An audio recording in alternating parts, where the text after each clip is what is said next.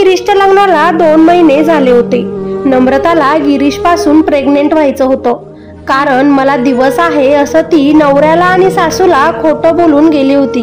म्हणून आता खरोखर प्रेग्नेंट होण्यासाठी नम्रता जास्तीत जास्त गिरीश सोबत राहायला लागली होती. गिरीश आणि त्याची आई हे नम्रताची खूप काळजी घेत होते. तेव्हाच डॉक्टर नम्रताला सांगतात की गिरीश कधीही बाप होऊ शकत नाही. खूप मोठा धक्का तिला बसतो.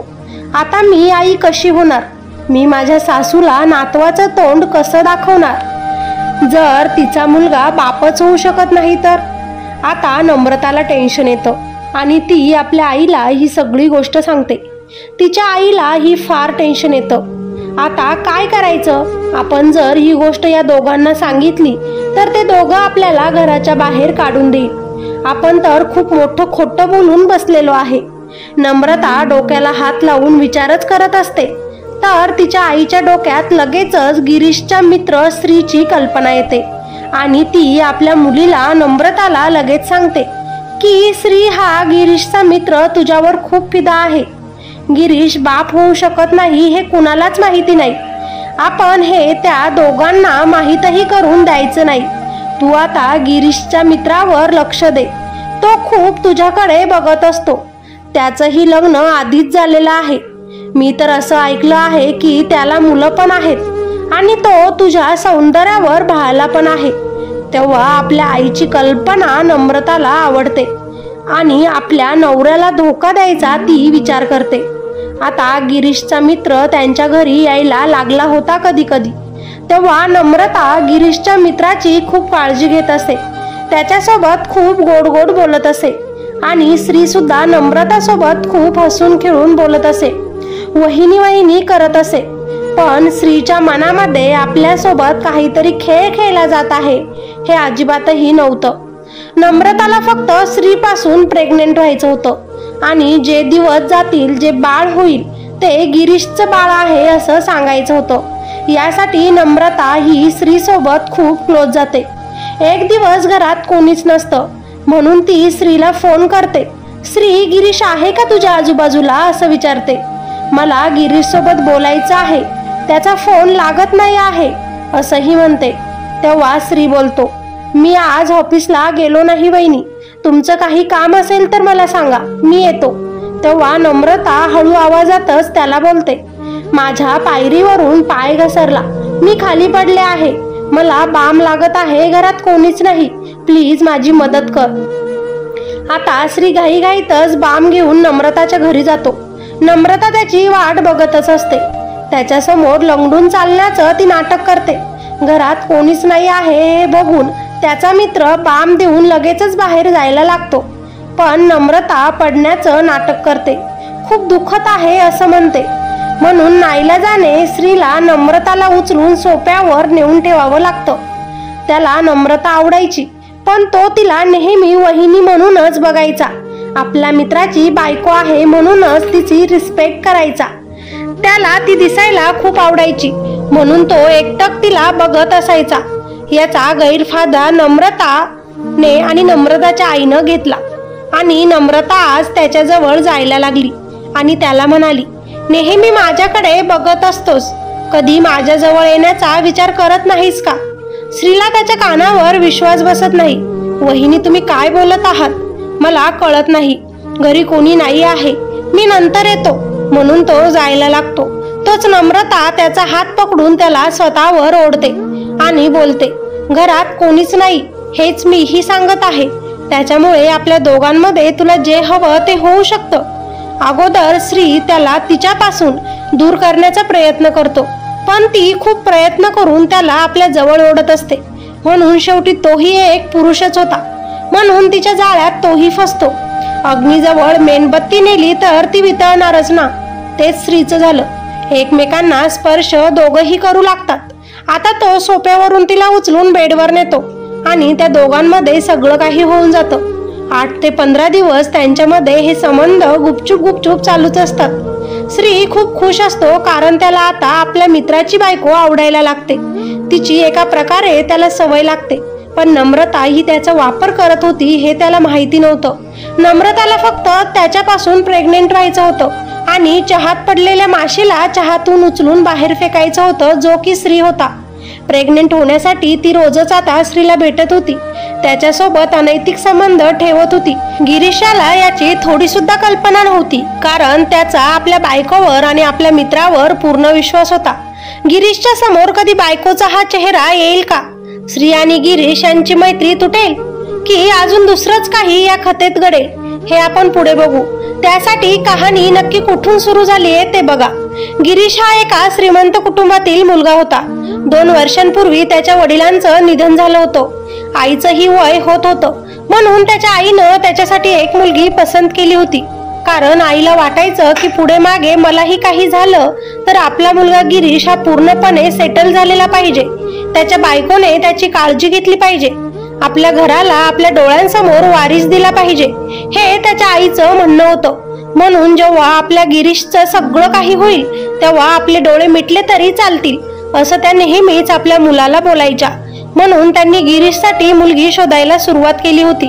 त्या प्रत्येक ठिकाणी नेहमी एकच वाक्य बोलून दाखवायच्या की लग्न झाल्यानंतर मला माझ्या नातवाचं तोंड पाहायचं आहे. कारण आजकाल मुली लग्न झाल्यानंतर 2-3 वर्ष मुलं होऊ देत नाहीत. पण मला वेळेवर विश्वास नाही, कधी काय होईल सांगता येत नाही. म्हणून माझ्या डोळ्यांसमोर मला माझ्या मुलाचं मूल बघायचं आहे. जर या गोष्टीसाठी कोणी रेडी असेल तरच ती लग्नाची गोष्ट पुढे न्यायची. पण कोणी नाही म्हटलं लगेच तर तिथेच तो विषय थांबवायची. असाच शोधाशोध केली तेव्हा तिला एक मुलगी भेटली, जी की मूल होऊ द्यायला तयार होती. तिचं नाव नम्रता. गिरीशची आई नम्रताच्या आईसोबत लग्नाची बोलणी करते. आपल्याला लग्न झाल्यानंतर लगेचच नातवाचं तोंड बघायचं आहे, हेही ती नम्रताच्या आईसोबत स्पष्ट बोलून घेते. नम्रता आणि नम्रताची आई अतिशय लालची कुटुंबातील होत्या. त्यांच्या पुढे मागे दुसरे कोणीही नव्हतं. म्हणून नम्रताची आई गिरीशच्या आईला मी सुद्धा माझ्या मुलीसोबत ती जिथे जाईल लग्न करून तिथे जाणार आहे. जर तुम्हाला मान्य असेल तर मला सांगा, तेव्हाच लग्नाची गोष्ट आपण पुढे घेऊन जाऊ, अशी बोलणी करते. आता गिरीशच्या आईनं बरीच स्थळं बघितले होते, पण लगेच मुलं होऊन देणारे स्थळ तिला भेटलंच नव्हतं. नम्रता ही पहिलीच मुलगी अशी भेटली होती. म्हणून गिरीशच्या आईनं विचार केला की काय झालं जर नम्रताच्या आईला मुलगा नाही आहे, तिची मुलगीच तिचं सगळं काही आहे. म्हणून जर मुलगीच आईचा सांभाळ करणार असेल तर आपण त्या गोष्टीसाठी कसलाही नकार द्यायला नको. आपल्याकडे काय कमी आहे? पैसा आहे, सगळं आहे. एखादा रूम तिच्या आईलाही आपण इथे आल्यावर देऊन टाकू. पण गिरीशसाठी हीच मुलगी चांगली आहे असं म्हणून ती लग्नासाठी लगेच होकार देऊन टाकते. इकडे नम्रता आणि नम्रताची आई फार खुश होतात. नम्रताची आई नम्रताला सांगते की आता आपण त्या घरामध्ये राणी बनून राहू आणि राज्य करू. तेव्हा नम्रता आपल्या आईला विचारते, पण मला माझी सासू खूप कडक स्वभावाची दिसते, ती कसं काय तुला आणि मला तिच्या घरामध्ये राज्य करून देईल? तेव्हा नम्रताची आई तिला बऱ्याचशा काही गोष्टी सांगते, ज्यानं नम्रता खूप खुश होते आणि खुशीमध्ये ते लग्न करते. गिरीशच्या घरी गिरीशची आई खूप आनंदाने आणि थाटामाटात आपल्या येणाऱ्या सुनेचं गृहप्रवेश करते. सून आतमध्ये येते, पण तिच्या बरोबरच तिची आई देखील घरामध्ये प्रवेश करते. हे बघून गिरीशच्या घरात येणारे जे नातेवाईक होते ते सगळे एकमेकांकडे बघायला लागतात आणि बोलतात की असा कसला गृहप्रवेश आहे जिथे सुनेसोबत सुनेची आई ही घरामध्ये प्रवेश करत आहे. त्यांचं कुंकवाच्या पाण्यात पाय बुडून. तेव्हा गिरीशची आई त्यांना सगळ्यांना समजावून सांगते, माझी सून नम्रता ही एकुलती एक मुलगी तिच्या आईसाठी आहे. माझ्या सुनेचे ते कर्तव्य आहे की तिची आई तिनं आयुष्यभर सांभाळावी. म्हणून आज नंतर नम्रता सोबत नम्रताची आई सुद्धा आमच्या घरात राहणार आहे. गिरीशच्या आईनं नम्रताच्या आईकडून वचन घेतलेलं असतं की मला लवकरात लवकर माझ्या नातवाचं तोंड बघायचं आहे, त्यासाठी तुम्हाला जे करता येईल ते करा. आता गिरीश आणि नम्रताची सुहागरात असते. इथेही त्या दोघांना प्रायव्हसी नसते. नम्रताची आई हातामध्ये दुधाचा ग्लास घेऊन त्या दोघांच्या रूम मध्ये प्रवेश करते. आपल्या हातामध्ये नाईटी घेऊन ती आपल्या मुलीला देते आणि घालून यायला सांगते. त्यांच्या बेडच्या समोर खुर्ची टाकते आणि तिथेच बसते. नम्रता दिलेले नाईटी घालून येते. त्यावर ती अतिशय सुंदर आणि नवीन नवरीच दिसत होती, जिच्यावर गिरीश लगेचच फिदा झाला. नम्रताला आपल्या आई समोर हे सगळं करताना लाज वाटत होती. गिरीश देखील थोडासा नाराज होता, पण आपल्या आईसमोर त्याचंही काही चालत नव्हतं। गिरीश आणि नम्रता यांची सुहागरात नम्रताच्या आईच्या डोळ्यासमोरच पार पडली। दुसऱ्या दिवशी सकाळी गिरीशची आई घाईघाईतच नम्रताच्या आईसोबत बोलते, रात्री सगळं नीट पार पडलं ना? नम्रताची आई तिला बोलते, काळजी करू नका, सगळं काही ठीक पार पडलं, तुम्हाला लवकरच खुशखबरी दिली जाईल। आता दोघीही खूप खुश असतात। गिरीशची आई डायनिंग टेबलवर गिरीशच्या बायकोला बोलते, नम्रता, आज तुझा पहिला दिवस आहे आमच्या घरात, तुला एखादी स्वीट डिश बनवायची आहे। नम्रता हो बोलते। तितक्यातच गिरीशचा मित्र श्री घरामध्ये प्रवेश करतो आणि गिरीशच्या बायकोकडे बघतच राहतो। इतकी सुंदर बायको तुला मिळाली म्हणून तो गिरीशचं कौतुकही करतो। आता गिरीश आणि त्याचा मित्र दोघंही त्यांच्या ऑफिससाठी निघून जातात। नम्रता ही आपल्या रूम मध्ये येते, तिच्या पाठोपाठ तिची आई सुद्धा मागे जाते। नम्रता आता चिडूनच आपल्या आईला बोलते, तू तर बोलली होती ना की आपण इथे राज्य करणार आहोत, मला तर घरातील मोलकरीण बनवायचं विचार आहे माझ्या सासूचा, मला काही स्वीट डिश वगैरे बनवता येत नाही, मी घरी कधी किचन मध्ये तरी गेले होते का, मला तर स्वयंपाक सुद्धा येत नाही। पटापट ती बोलून जाते। तिची लालची आई तिला लगेचच सांगते, तिथे सगळ्यांसमोर मी तुला असं बोलू शकत होते का की काहीच करू नको? हे बघ, मी तुला जे सांगते ते फक्त तुझ्या सासू समोर जाऊन बोल, म्हणजे बघ तुला काहीही एक करायची गरज पडणार नाही, बाकी मी आहेच। म्हणून दोघीही मायलेकी प्लॅन बनवतात। नम्रता किचन मध्ये जाते। सासूबाई आता तिला साहित्य काढून देतात आणि कशा प्रकारे बनव हेही सांगतात। नम्रता हो तर म्हणते, पण लगेचच रडायला लागते। तिची सासू लगेच तिला विचारते, काय झालं बाळा, का रडत आहेस? तेव्हा नम्रता लगेच बोलते, आई मला स्वयंपाक बनवता येत नाही, मी प्रयत्न नक्कीच करेन, हळूहळू शिकेन, मला कधी घरी आईनं काही करूच दिलं नव्हतं, त्याच्यामुळे सवय नाही, पण प्रयत्न आजपासूनच सुरू करते, म्हणून ती रडायला लागते। गिरीशच्या आईला खूप चांगलं वाटलं की आपली सून आपल्यासोबत खरं बोलली। त्या लगेचच तिला जवळ घेत म्हणतात, बेटा काळजी करू नकोस, मी आहे ना, आजपर्यंत मी सगळं केलं आहे, आज नंतरही मीच करेन, हळूहळू तुलाही शिकवेन, जा रूम मध्ये जाऊन आराम कर। नम्रता खुश होते आणि आपल्या आईला डोळा मारत तिथून निघून जाते। नम्रताची आई लगेचच गिरीशच्या आईला बोलते, तुम्ही काळजी करू नका, मी आली आहे ना तिच्यासोबत, आता मी इथून पुढे स्वयंपाक करत जाईल। तेव्हा गिरीशची आई तिला, नको मी आहे ना, करेल मी, तुम्हाला कशाला त्रास, म्हणत तिलाही आराम करायला सांगते। आता पूर्ण स्वयंपाक हा गिरीशची आई एकटीच बनवते। रात्री जेवण करत असताना गिरीश स्वयंपाकाची खूप तारीफ करतो, खूप छान बनवला आहे असं म्हणतो। तेव्हा नम्रता गिरीशला बोलते, आपल्या दोघांच्या आईनं मिळून हा स्वयंपाक आपल्यासाठी बनवला आहे। गिरीशची आई लगेचच नम्रताकडे बघते आणि ही का खोटं बोलत आहे हा विचार करते। आता नम्रता आणि नम्रताची आई गिरीश समोर खूप पुढे पुढे करत असत। त्यांच्या नजरेमध्ये त्या दोघीही खूप चांगल्या आणि सभ्य जागा निर्माण केली होती। गिरीशच्या आईला कुठेतरी त्यांच्या काही गोष्टी खटकत होत्या, पण तरीही त्या शांत होत्या। गिरीश एक दिवस ऑफिसवरून लवकर येतो। त्याची आईनं त्याच्यासाठी चहा बनवलेला असतो, पण पाऊस येईल म्हणून त्या कपडे काढण्यासाठी बाहेर जातात। तोच तो चहा नम्रताची आई घेऊन गिरीशला देते। गिरीश तो चहा पिऊन चहाची तारीफ करतो आणि नम्रताच्या आईचीही तारीफ करतो। तुम्ही खूप छान चहा बनवला, अगदी माझ्या आईसारखा असं बोलतो। तेव्हा त्या चहाचं पूर्ण क्रेडिट नम्रताची आई घेते। हे सगळं गिरीशची आई बाहेरून बघत असते। गिरीश समोर नम्रताची आई गिरीशच्या आईलाही खूप गोड गोड बोलते, तुम्ही बसा, मी तुमच्यासाठीही चहा घेऊन येते असं म्हणते। त्यांच्यामध्ये होणारा बदल हा गिरीशच्या आईच्या लक्षात येत होता, म्हणून गिरीशच्या आई आज लगेचच नम्रताच्या आईसोबत बोलते, तुम्ही हे सगळं का करत आहात? माझ्या मुलाला माझ्याबद्दल प्रेम कमी करण्याचा तुमचा हेतू आहे, तो कधीही सफल होणार नाही। माझ्या मुलाला माझ्या हाताची चव चांगलीच माहिती आहे, म्हणून काल आलेल्या तुम्ही मला माझ्या मुलापासून आणि माझ्या मुलाला माझ्यापासून दूर करण्याचा प्रयत्न करू नका।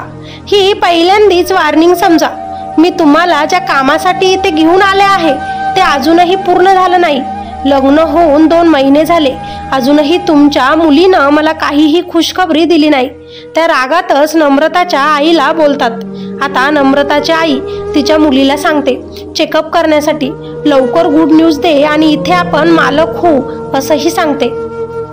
नम्रता आणि नम्रताच्या आईची चालढाल, त्यांच्यात होणारा बोलणं, प्लॅन हे थोडं थोडं गिरीशच्या आईच्या लक्षात येत होतं.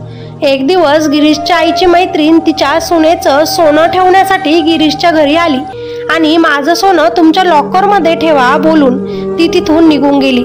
त्या सोन्याच्या बॉक्सवर नम्रताच्या आईची नजर खळली. रात्री नम्रताची आई सोन्याचा बॉक्स चोरण्यासाठी गिरीशच्या आईच्या रूममध्ये गेली, पण गिरीशच्या आईला जाग आली आणि होणारा प्रकार त्यांनी आपल्या डोळ्यांनी बघितला. आज नंतर तू आमच्या घरामध्ये राहायचं नाही, इथून निघून जावं लागेल, हे सगळं मी माझ्या मुलाला सांगेल, अशी धमकी ही गिरीशच्या आईनं नम्रताच्या आईला दिली. आता गिरीशची आई नम्रताच्या आईची तक्रार करणारच होती की नम्रताची आई नम्रताला बोलते, काहीही कर पण मला वाचव. तुला माहिती आहे ना नमू, आपल्याला घरदार नाही, काहीतरी प्लॅन कर पण मला तुझ्या नवऱ्याला समजाव आणि मला घरातून बाहेर काढू नको असं सांग. नम्रताच्या डोक्यात एक आयडिया येते. ती पटकनच गिरीश म्हणत तिच्या सासूजवळ आणि गिरीश जवळ जाऊन उभी राहते. तिची सासू तिला विचारते, काय झालं बेटा? गिरीश पण तिला विचारतो, नमू काय झालं? तेव्हा नम्रता, मी आई होणार आहे आणि गिरीश तू पप्पा होणार आहे असं सांगते. गिरीशच्या आईचा खुशीचा ठिकाणाच राहत नाही. तिला खूप आनंद होतो. आपण गिरीशला काय सांगायला आलो आहे हेही ते विसरून जाते आणि आपल्या सुनेला मिठी मारते. गिरीशच्या आईला खूप आनंद होतो आणि ती त्या आनंदातच नम्रताच्या आईलाही माफ करते आणि आपण परत एकदा नव्यानं सुरुवात करू असं म्हणते. आता नम्रताची आई आणि नम्रता या रूममध्ये जातात. नम्रताची आई तिला खूप रागवते. 3 महिन्यानंतर जेव्हा तुझं पोट दिसणार नाही तेव्हा आपण काय करायचं, आणि 9 महिन्यानंतर जेव्हा तुझं बाळ येणार नाही तेव्हा कायमसाठी तुलाही आणि मलाही या घरातून बाहेर जावं लागेल असं बोलते. तेव्हा नम्रता विचारात पडते, आई आता काय करू? तुला वाचवण्यासाठी मला हीच आयडिया भेटली आणि मी तेच खोटं तिथे बोललो.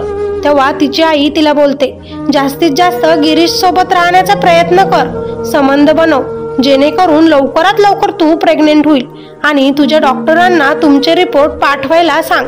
त्या दिवशी तुमचा जो चेकअप झाला होता ते डॉक्टरांच्या रिपोर्टवरून गिरीश कधीही बाप होणार नाही हे नम्रताच्या लक्षात येतं. आता आपण कसं आई व्हायचं हा विचार करत असतानाच नम्रताची आई श्रीबद्दल कल्पना नम्रताला देते. नम्रता आता श्रीला बरोबर आपल्या जाळ्यात अडकवते. श्री आणि नम्रता या दोघांमध्ये आता संबंध पडायला लागतात. श्री आता गुपचूप नम्रताला भेटण्यासाठी ऑफिसमधून घरी यायला लागतो. जवळजवळ 3 आठवडे त्यांचं हे गुपचूपवालं प्रेम चालू असतं. आता नम्रता आपली युरिन टेस्ट करते आणि त्यातून तिला कळतं की ती प्रेग्नेंट आहे. नम्रता खूप खुश होते आणि ही खुशखबरी ती आपल्या आईला देते. नम्रताची आई लगेचच नम्रताला सांगते, आता श्रीचा विचार सोड, त्याचा नंबर ब्लॉक करून टाक, त्याच्यासोबत बोलायची काही एक गरज नाही, त्याला अवॉइड कर, आपलं काम झालेलं आहे. आज नंतर कुणाच्याही लक्षात येणार नाही की श्री तुझ्या पोटातील बाळाचा बाप आहे. तुझी सासू आणि तुझा नवरा हेच समजेल की हे बाळ गिरीशचंच आहे, या घराचा वारीस आहे. आता नम्रता आणि तिची आई खूप खुश असतात. तोच गिरीशची आई नम्रतासाठी दूध घेऊन येते आणि आज आपल्याला डॉक्टरकडे जायचं आहे चेकअपसाठी असं सांगते. तेव्हा नम्रताची आई गिरीशच्या आईला बोलते, आमच्याकडे 3 ते 4 महिने कुणाला काही सांगत नाहीत, आपणही डॉक्टरांकडे सुद्धा जायला नको असं बोलते. 3-4 महिने झाले की खुशाल चेक करा, तेव्हा बाळाला आणि आईला काहीही धोका नसतो असंही समजावून सांगते.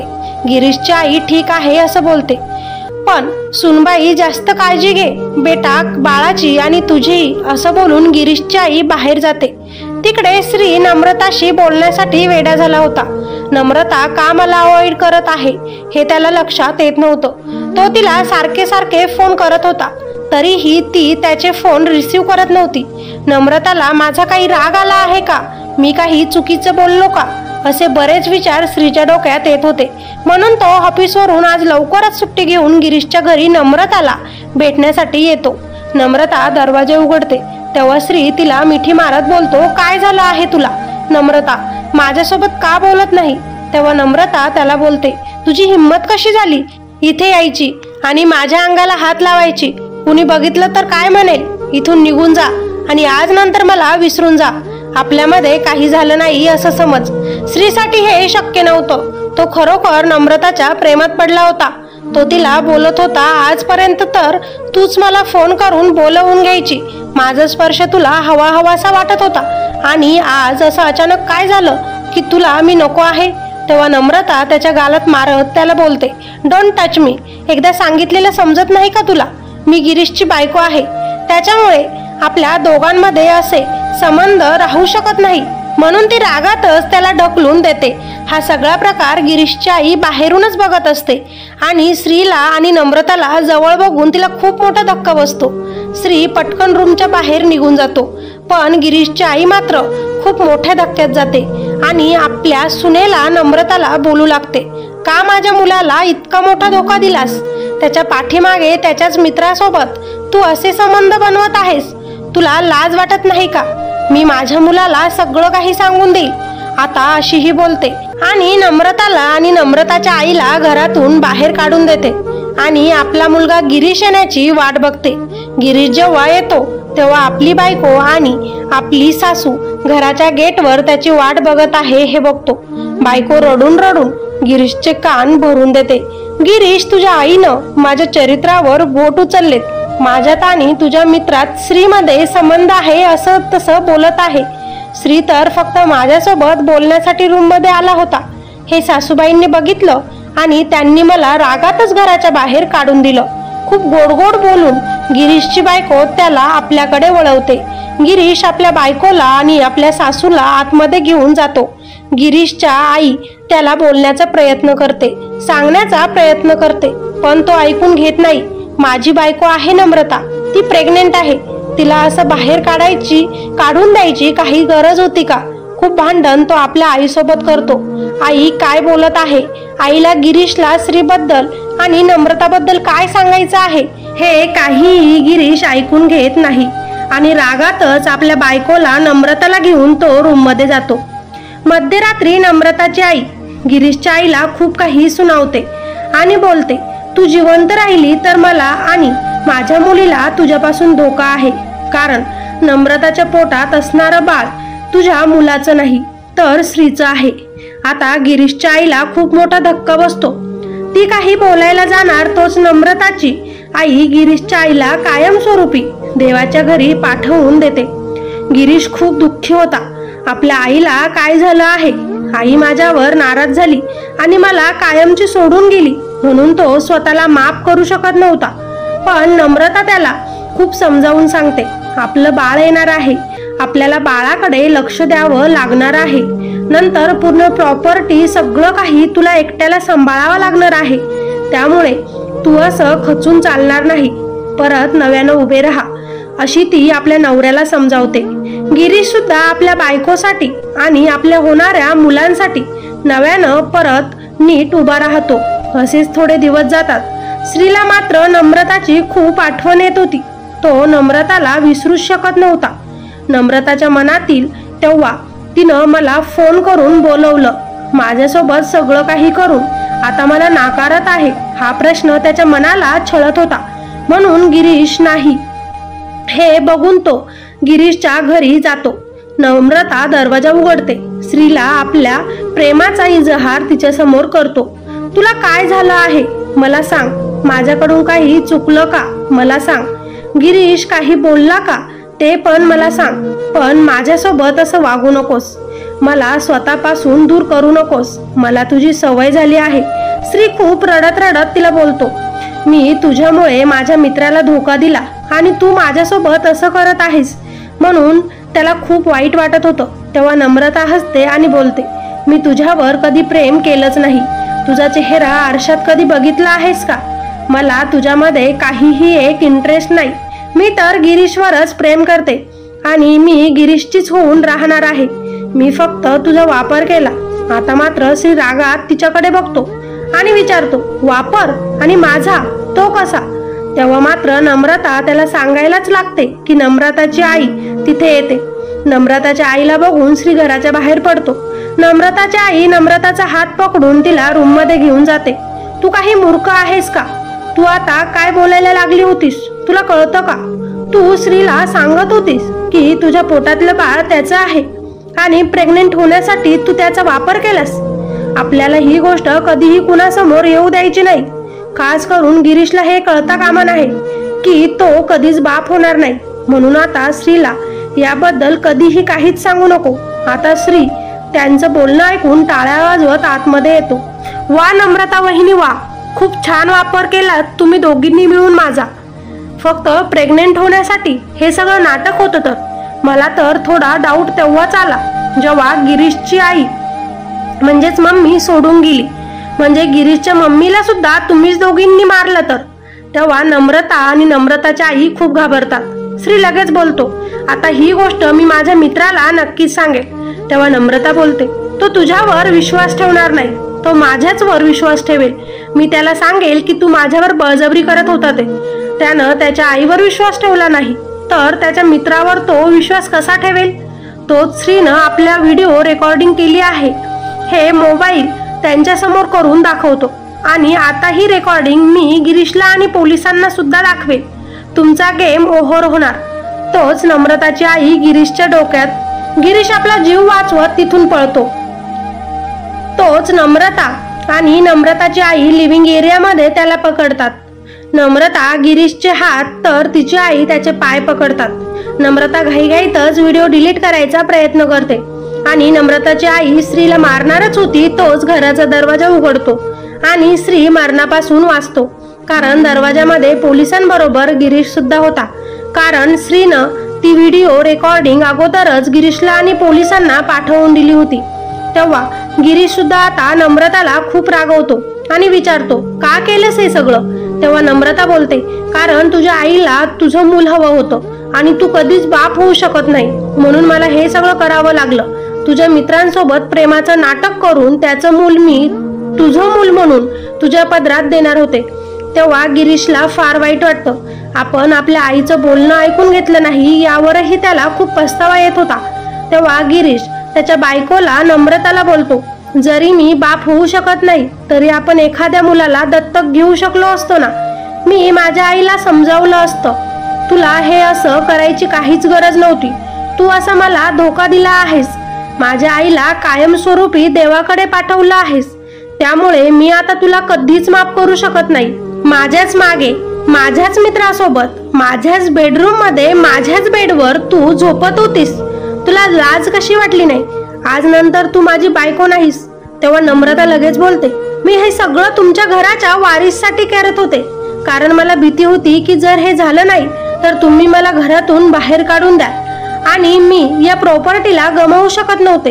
हे ऐकून तर गिरीशला अजूनच तिचा राग आला आणि गिरीशनं पोलिसांना त्याच्या सासूला आणि बायकोला घेऊन जायला सांगितलं. आपल्या मित्रावरही तो खूप नाराज होता. तू सुद्धा मला धोका दिला आहेस श्री. ही गोष्ट तू अगोदरच मला सांगायला हवी होती. आधीच जर माझ्या कानावर टाकलं असतं तर आज माझी आई माझ्यासोबत असती. श्री ही आता खाली मान घालून उभा होता.